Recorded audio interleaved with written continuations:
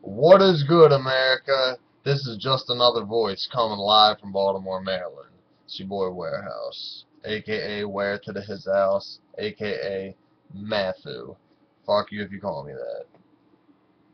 Alright, so this is about my ghostly experiences. In my life, I've had two indisputable, indisputable evidence that ghosts exist. I'm gonna start off with my first experience.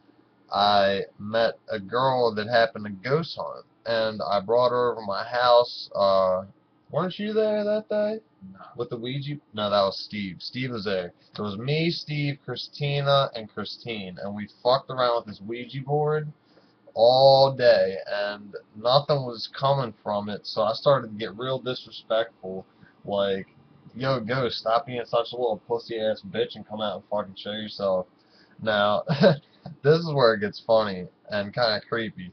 Ghosts don't attack, they don't fucking make themselves known while you're with your friends. They wait till you're alone and you're vulnerable. And I know this for a fact because the next morning I was waking up and I was laying in bed for like an hour. I wasn't asleep. This isn't me waking up and dreaming about this. I was laying in bed, and out of nowhere, after I'd already been awake for a good half hour, 45 minutes, I became paralyzed, dead paralyzed for 15 seconds straight with a ghost staring into my eyes. It was a pale girl with a deathly look, like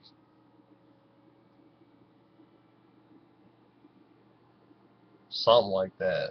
But she had tattered clothing, and I've heard so many different stories about this entity. I don't know what entity it is. I believe in many different entities. There are ghosts that actually occur in this world. But entity, it was a girl, and she probably looked like she was in like her 20s, early 30s, but just pale. And the most grim look on her face. She had a tattered wedding dress and greasy black hair. Swear to God on my life. And I was paralyzed, forced to stare into this bitch's eyes for 15 seconds straight, unable to scream for my mom. I was literally attempting to scream for my mommy, to no avail. And then I finally snapped out of being paralyzed, and I was just like, Mom! Oh, what the fuck? I was fucking freaking out. You'd freak out too, yo. So that was my first ghostly encounter.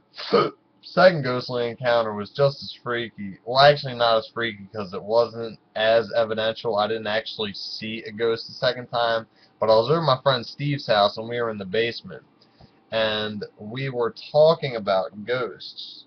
Seems like whenever you talk about them, it really gets their energy fucking pumping and they really want to let themselves be known. But we were downstairs and next thing you know, it sounded like a drawer had came out of the kitchen, like a drawer just fell out, filled with metal utensils, swear to God, crashed onto the ground. We're downstairs, so all we hear is like the loudest fucking crash you could ever imagine.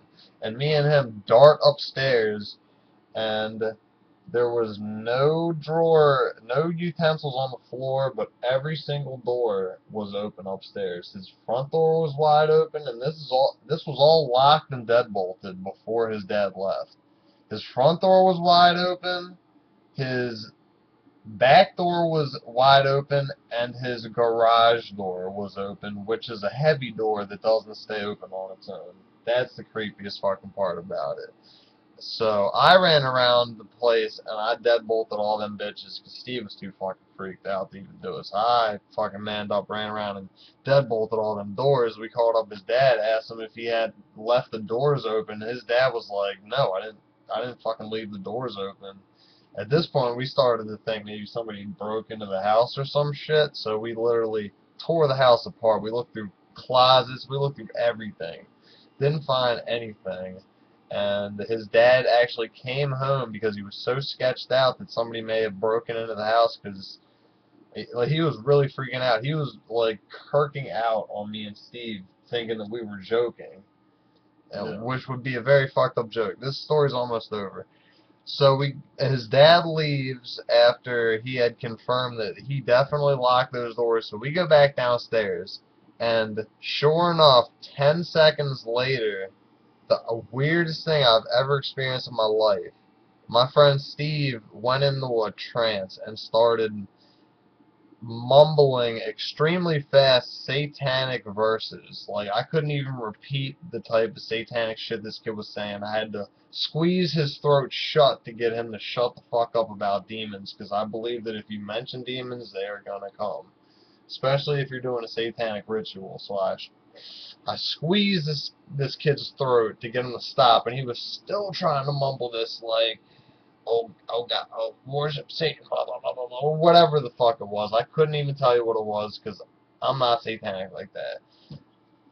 5 seconds later, we hear the same crash that we heard to begin with. The same crash with the utensils. I run upstairs, still no crash, there's still no shit all over the floor, all the doors wide the fuck open. Again, including the heavy door that does not stay open on its own.